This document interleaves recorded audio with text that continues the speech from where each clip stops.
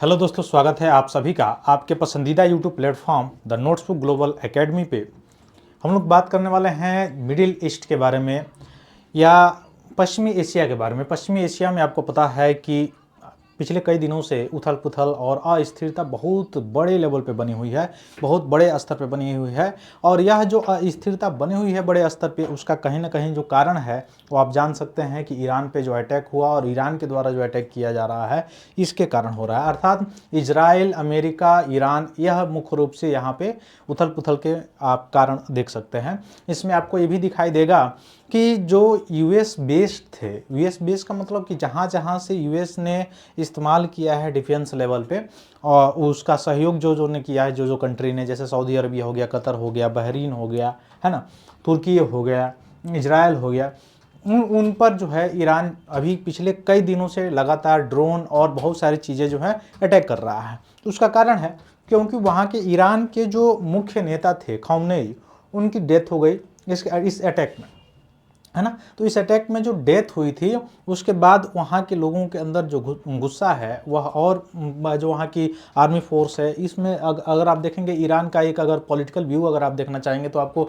ये दिखाई देगा कि ईरान जो है वहाँ पे संसदीय व्यवस्था तो है, लेकिन एक तरह से आप पूर्ण रूप से डेमोक्रेसी आप नहीं कह सकते उसको। मतलब डेमोक्रेसी तो है वहाँ पे, लेकिन आप गणतंत्र नहीं कह सकते हैं। गणतंत्र जो है जहाँ पे मुख्य जो व्यक्ति है वह जनता के द्वारा प्रत्यक्ष अप्रत्यक्ष रूप से चुन के आता हो, वह गणतंत्र होता है। इवन आप ब्रिटेन को भी देखेंगे तो गणतंत्र ब्रिटेन भी नहीं है, वहाँ पे भी आप देखेंगे लोकतंत्र है, डेमोक्रेसी है, लेकिन गणतंत्र वो नहीं है। कारण क्या है? क्योंकि वहाँ पे आपको दिखाई देगा कि वहाँ पे संविधान है, वहाँ पे सारी चीज़ें हैं, लेकिन जो मेन आदमी है, जो मुख्य आदमी जैसे सम्राट वहाँ का हो गया, वह चुन के नहीं आता है, वंशानुगत है। तो रेजिक्रेसी व्यवस्था जैसे ही चल रही है, ठीक। वो यहाँ पर भी आपको यही ऐसे चीज़ दिखाई देगा, लेकिन यहाँ पे रेजिक्रेसी नहीं, बल्कि एक कोई जो मेन पद पे कोई व्यक्ति होता है वो धार्मिक व्यक्ति बैठता है। तो धार्मिक व्यक्ति जो बैठता है, तो इस तरह से इसको एक तरह से कहा जाता है पॉलिटिकल साइंस में कि यह एक तरह से आप कह सकते हैं कि धर्मतंत्र के जैसे काम करता है, ठीक ना। यानी पूर्ण, जैसे भारत जैसा देश है तो भारत गणतांत्रिक भी है, लोकतांत्रिक भी है, तो इस तरह के ये देश नहीं है। दूसरी कारण आपको ये भी दिखाई देगा, कुछ समय पहले वहाँ पे जैसे प्रोटेस्ट हो रहे थे, प्रोटेस्ट में भी कैसे यूएस के द्वारा वहाँ पे वहाँ के जो प्रोटेस्टर्स थे उनको कैसे बढ़ावा दिया जा रहा था, या अभी भी फिलहाल युद्ध के समय भी आपने देखा होगा कि वहाँ के प्रोटेस्टरों को, वहाँ के प्रोटेस्टर्स जो नागरिक थे जो प्रोटेस्ट कर रहे थे, जिनको हालांकि कुचल भी दिया गया, वहाँ के ईरान के जो अभी जिसका डेथ हुआ है खौमेनी, उनके द्वारा जो है कुचल भी दिया गया। देखिए अपने देश में बहुत सारे ऐसे लोग हैं, ऐसे कम्युनिटी वेस्ट की बात नहीं है, ऐसे सिंपली अगर पूछा जाए तो बहुत ऐसे लोग हैं जिनको जानकारी कुछ नहीं है, लेकिन मतलब अपना अपना बना के और रोना रो रहे हैं, चाहे जैसे भी जैसे जिस तरह का हो, है वो अलग बात है। लेकिन यही खौमेनी थे कि सड़कों पर महिलाएँ जो प्रोटेस्ट कर रही थी अपनी स्वतंत्रता के लिए, उनको गोली मरवा दिए, है ना, पूरा। यानी जितने प्रोटेस्टर थे उन पूरे प्रोटेस्टर को जो है कुचलवा दिया गया। तो एक तरह से वाक एवं अभिव्यक्ति के, अच्छा अपने वहाँ इतने लोग क्यों बोल लेते हैं, चाहे जो भी चीज़ है उस पर आसानी से हमको डेमोक्रेसी चाहिए, डेमोक्रेसी चाहिए, जबकि डेमोक्रेसी है इसीलिए आप बोल पाते हैं, ठीक ना। ये इसमें जिम्मेदार आपको दिखाई देगा कि आर्टिकल 19 में सारी चीज़ों की, हालांकि वो अलग चीज़ है कि युक्त या उचित प्रतिबंध इसमें है, लेकिन उसके बावजूद भी हमारे संविधान ने इतनी स्वतंत्रता दी है मतलब नागरिकों के मौलिक अधिकारों के रूप में, जिसमें आसानी से हम उसका प्रयोग कर पाते हैं या कर सकते हैं, है ना। इसलिए बहुत लोग उस पर रील या जो कुछ भी बना देते हैं, या जो कुछ भी कमेंटबाजी कर देते हैं, वो अलग चीज़ है। लेकिन अभी एक चीज़ समझ में आएगा आपको कि ये अपना जो पड़ोसी मुल्क है पाकिस्तान, है ना, आपको पता ही है कि वो हमेशा आतंकवाद को कैसे बढ़ावा देता है, क्या चीज़ें करता है, वो अलग बात है। लेकिन इस समय इसका स्टैंड किसके साथ है अगर आपको देखने को मिलेगा, तो आपको ये दिखाई देगा कि पाकिस्तान का स्टैंड ईरान के साथ नहीं है। पाकिस्तान ईरान के साथ स्टैंड नहीं है, वह सऊदी अरबिया के साथ स्टैंड है। अब कैसे आप कहेंगे सऊदी अरबिया इसमें कहाँ से आ गया? देखिए अभी इसी बीच में ईरान लगातार अंधाधुंध जो है फायरिंग कर रहा था, किस पे? सऊदी अरबिया हो गया, बहरीन हो गया, कतर हो गया, और वहाँ से अमेरिका। देखिए अमेरिका की पुराना आदत है, जहाँ बेनिफिट नहीं होता है वहाँ पे मतलब उड़ जाता है, छोड़ जाता है। जैसे अफगानिस्तान में आपने देखा, जैसे तालिबानियों ने वहाँ पे कब्जा किया, वो जो है वहाँ के नागरिकों को उसके भाग्य के भरोसे छोड़ के वहाँ से मतलब 9 2 11 हो गया, रफू चक्कर हो गया। ठीक, वही प्रकृति यहाँ पर भी आपको दिखाई देगी। पूर्ण रूप से वह इजराइल को ही सपोर्ट करने में लगा हुआ है बंदा, बाकी यहाँ के जो एयरबेस हैं अब इनको छोड़ दिया अपने हवाले। अब इनकी जो पूरा पावर थी, या हार्मुज जल संधि के द्वारा आप देखते हैं कि जो भी व्यापार मार्ग है यहाँ पश्चिमी एशिया का या बहुत सारे देशों का, जो 40 से 60% के आसपास जो व्यापार होता है, वहाँ पर उस पर इम्पैक्ट पड़ रहा है ना। टूरिज्म पर इम्पैक्ट पड़ रहा है। जो वहाँ के जो लोकल कुछ अलग अलग देश हैं, जैसे यूएई हो गया, कतर, बहरीन, ये सब, यहाँ की सबसे बड़ी जो इकोनॉमी है वो टूरिज्म है। अब वहाँ वह भी प्रभावित हो रहा है। तो इससे कहीं ना कहीं इनके, और दूसरा चीज़ तो ड्रोन हमला कर ही रहा है। अब इस कंडीशन में पाकिस्तान जो है, सऊदी अरबिया के जो प्रिंस है उनको साथ देने का बात कहा है, उन पर साथ दिया है ना।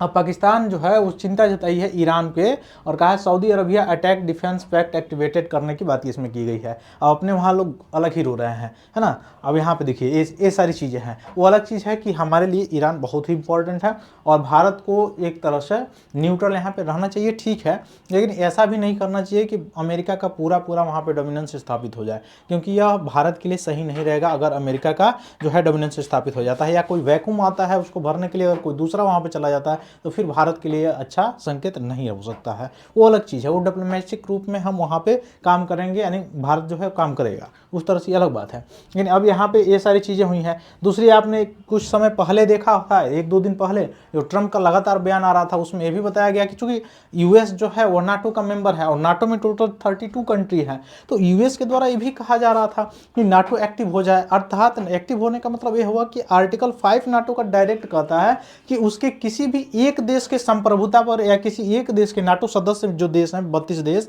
उनकी किसी एक देश के सदस्य या मुख्य रूप से संप्रभुता पर अगर अटैक किया जाता है, एक देश पे अटैक किया जाता है, तो उनके जितने भी वो कंट्री हैं सदस्य देश, 32 देश, उन सब पे अटैक माना जाएगा। अब उन सब पे अटैक माना जाएगा तो पूरे मिलकर एक साथ जो है युद्ध में भाग लेंगे, है ना। तो ये कहीं ना कहीं तृतीय विश्व युद्ध की तरफ मैंने पिछले क्लास में आपको सारा जो है डिफाइन करके बताया था। तो ये अब पाकिस्तान देखिए किसका साथ दे रहा है, तो सऊदी अरबिया का साथ दे रहा है ना।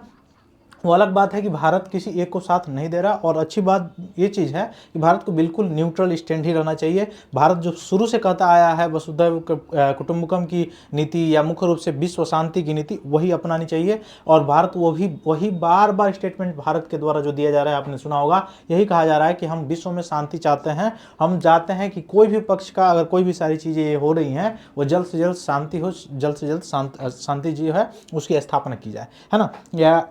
यानी जो है वार में मुख्य रूप से भारत किसी को बढ़ावा देने के लिए एक बात नहीं कह रहा है।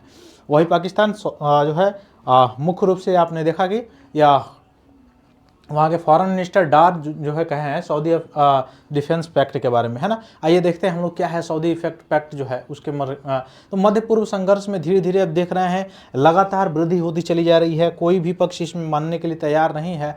आधिकारिक रुख अगर देखा जाए पाकिस्तान का तो तटस्थ दिखाई देता है, लेकिन चिंतित है। लेकिन मुख्य रूप से देखा जाए तो तटस्थ की ओर नहीं जा रहा है ना, धीरे धीरे अपने पहलू आगे बढ़ा रहा है। अब ये समझौता क्या है, सऊदी अरबिया जो पाकिस्तान और सऊदी अरबिया रक्षा समझौता जो हुआ था ये क्या है, इसमें आपने देखा होगा सितंबर 2025 में हाल ही में जब ऑपरेशन सिंदूर भारत के द्वारा मई के आसपास किया गया था 2025 में, उसके बाद से यह पैक्ट किया गया। इस पैक्ट में पाकिस्तान और सऊदी अरबिया ने एक सामरिक पारस्परिक रक्षा समझौता पर हस्ताक्षर किया था। अब इस समझौते का हस्ताक्षर या इस समझौते के माध्यम से क्या किया गया, तो किसी भी एक पक्ष के विरुद्ध अगर किया गया कोई भी हमला या आक्रमणता जो है दोनों पक्षों के विरुद्ध हमला माना जाता है। अर्थात सऊदी अरबिया पर अगर आक्रमण कर रहा है ईरान, तो पाकिस्तान पर भी आक्रमण माना जाएगा। और इस परिस्थिति में ये दोनों देश मिलके युद्ध में साथ देंगे, और दोनों लोग जो है दोनों जो है देश वह साथ देंगे। यह ऐसा पाकिस्तान के द्वारा इसलिए किया गया क्योंकि वह जो ऑपरेशन सिंदूर किया गया था भारत के द्वारा, वह से बहुत ज़्यादा चिंतित हो गया।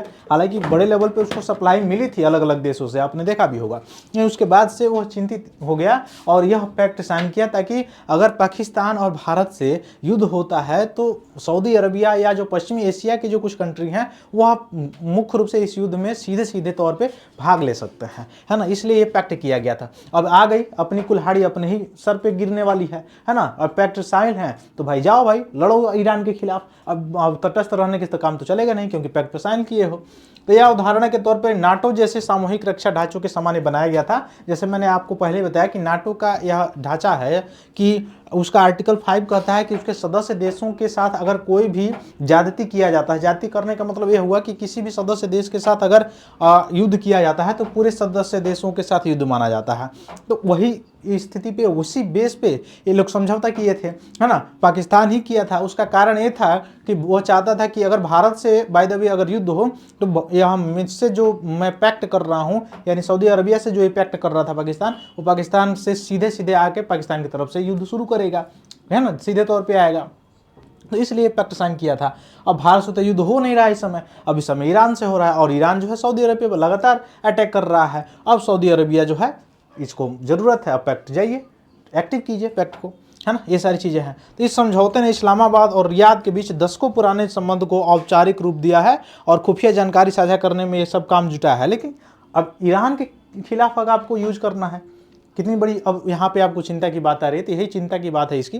पाकिस्तान की आंतरिक परिस्थितियाँ भी ईरान के साथ सीधे संघर्ष की संभावना को कम करती हैं। देश में पहले से कई सुरक्षा चुनौतियों का सामना कर रहा है, जैसे विद्रोह, अफगानिस्तान के साथ तनाव आपने देखा, फिर उधर खाली अफगानिस्तान के बाद से भी उसका जो है रवैया नहीं बदला, तो उसके इंटरनल लेवल पर भी आपने देखा कितने बड़े स्तर पे जो है हमेशा बलूचिस्तान के जो लोग हैं वो अलग होने के, अलग राष्ट्र के निर्माण की बात ही करते रहते हैं हमेशा। और वो ऐसा नहीं कि वो चुपचाप बैठने वाले हैं, बहुत वर्षों से वो लोग ऐसा काम करते आए हैं, करते रहे हैं, अभी भी आपने देखा होगा। रक्षा समझौता में भी प्रतीकात्मक निवारण, कूटनीतिक दबाव, पारस्परिक आश्वासन, ये सारी चीज़ों को इसमें मुख्य रूप से बात की गई थी। ईरान और सऊदी अरबिया के बीच संतुलन बनाने के लिए पाकिस्तान परंपरागत रूप से तेहरान और जो सऊदी अरबिया है, यानी ईरान और सऊदी अरबिया है, दोनों के साथ संतुलित संबंध बनाने का प्रयास करता रहा है। लेकिन अब आए हैं पहाड़ कहाँ पे, अब देखा जाए क्या होता है, क्योंकि इन्होंने तो अफ्रीका जो है सऊदी अरबिया के साथ क्या किया था, पैक्ट साइन किया था। अब ये पैक्ट साइन के अंतर्गत क्या करना पड़ेगा आपको, वहाँ पे साथ देना पड़ेगा, है ना। तो डायरेक्ट साथ देने का मतलब क्या हुआ, साथ देने का मतलब हुआ कि डायरेक्ट आपको युद्ध में या डायरेक्ट आपको जो है ईरान के खिलाफ डायरेक्ट स्टैंड लेना पड़ेगा, खड़ा होना पड़ेगा, है ना। तो ये सारी चीज़ें हैं। फिर मिलते हैं हम लोग अपनी अगली क्लास में, फिर देखते हैं आगे क्या होता है। अभी यह युद्ध इतना छोटा नहीं है, बहुत लंबा चलने वाला है ना। बहुत सारी चीज़ें इसमें हानि होगी, मैंने पिछली क्लास में पूरा वर्णन किया था। और युद्ध यह चलना बहुत अच्छी बात नहीं है किसी के लिए, चाहे किसी भी युद्ध में, मतलब किसी भी देश से हो रहा हो तो, है ना, बहुत अच्छी बात नहीं है। तो जल्द से जल्द यह ठीक हो जाए, जल्द से जल्द शांति स्थापना हो जाए। उधर से चाचा चौधरी वो नहीं मान रहा है, उसको कोई ऐसा बजाने वाला मिलता तो सबसे अच्छी बात होती, है ना। लेकिन उसको कहीं न कहीं से केवल और केवल बढ़ावा ही मिल रहा है, बाकी और कुछ नहीं मिल रहा है जब से वो राष्ट्रपति बना हुआ है। चाचा चौधरी आप समझ गए होंगे मैं किसकी बात कर रहा हूँ, है ना। तो फिर मिलते हैं हम लोग अपनी अगली क्लास में, तब तक के लिए बहुत बहुत धन्यवाद दोस्तों, जय हिंद।